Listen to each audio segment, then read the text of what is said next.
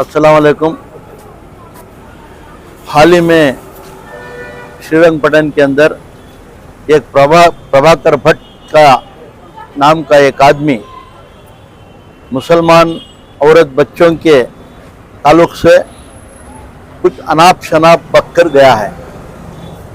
इसको लेकर सारे सोशल मीडिया के अंदर एक न एक वजह से न्यूज़ बनकर आगे आ रही है। तो आज मैसूर के minority department, Congress minority department की जानिब से खैसर साहब की लीडरशिप में हम सारे कारपोरेटर्स, पंडू साहब, शौकत साहब, बशीर साहब, बाबू और सारे जने माइनॉरिटीज़ के लीडर सब मिलकर उदयगिरी स्टेशन में आकर एक कंप्लेंट लॉन्च करना चाहिए, FIR दिलाना चाहते थे। इसके ताल्लुकात से हमने यहाँ के इंस्पेक्टर को बात किए।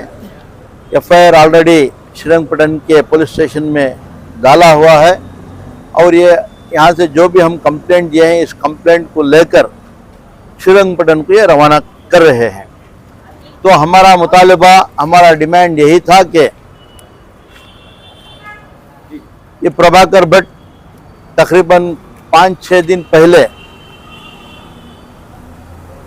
घटिया बयान देते हुए आराम से घूम फिर रहा है। FIR डालने के बावजूद भी उसकी गिरफ्तारी नहीं हुई।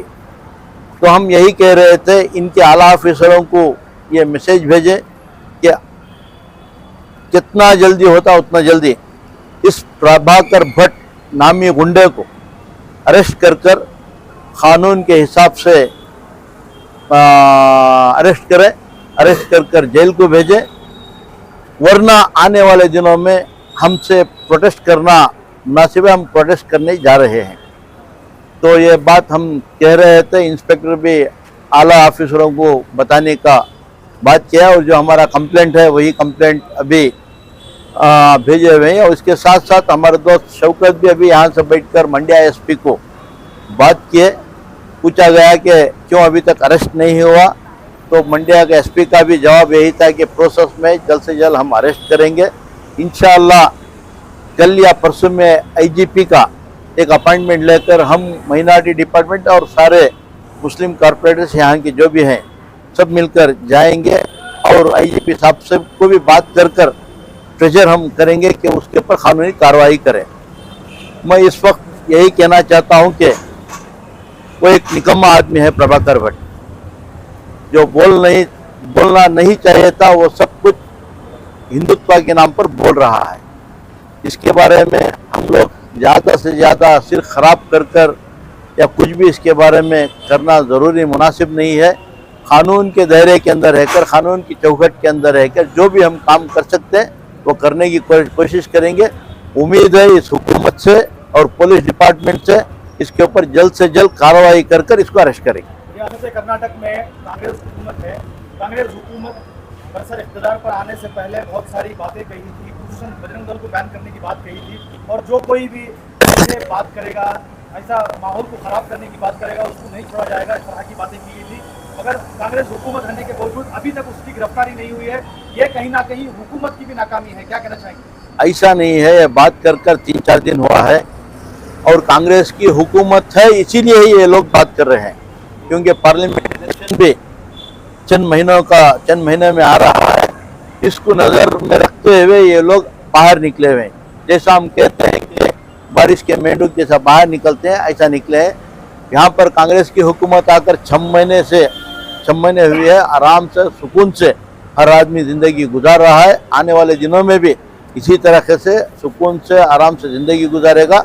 ऐसे छोटे मोटे जो बयानात करते हैं उनके ऊपर ज़रूर गवर्नमेंट एक्शन लेंगी। सर, आपका कहना है कि गलती सियासत का हिस्सा है? सही बात। सर, मगर उन नौजवानों को क्या कहेंगे जो सबर से बाहर आ चुके हैं? इस तरह की बातें उसने कही हैं कि उनको हर नौजवान मुश्तिल हो चुका है। सर, इनको क्या कहेंगे सर आप? मैं यही कहना चाहता हूँ, ये जो कह रहे हैं हमारे नौजवानों को उकसा रहे हैं।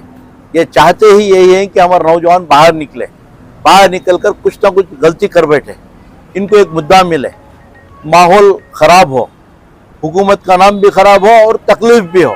तो यही मंसूबे के साथ ये लोग ये काम कर रहे हैं।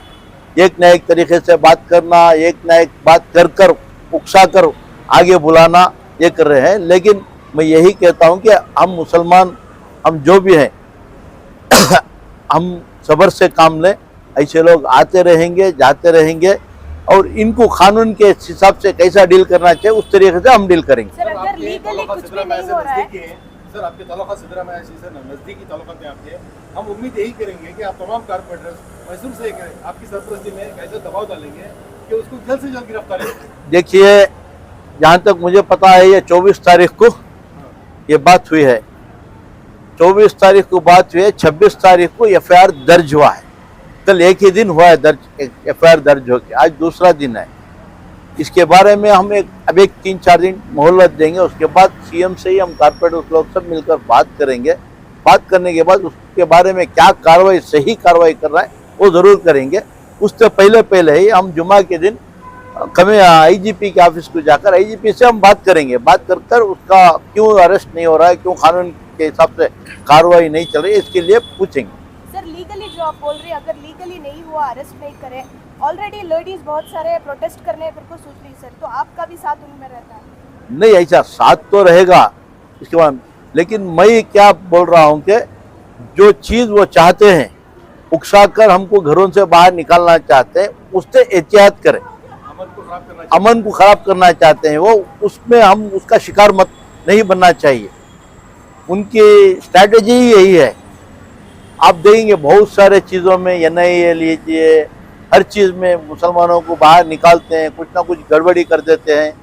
आप चाहे केजी हल्ली, डीजे हल्ली का हिस्सा लीजिए या टानी रोड का हिस्सा लीजिए, कुछ ना कुछ बोलकर उकसाकर बाहर निकालते हैं। लास्ट में भुगतना हम लोगों को ही पड़ता है।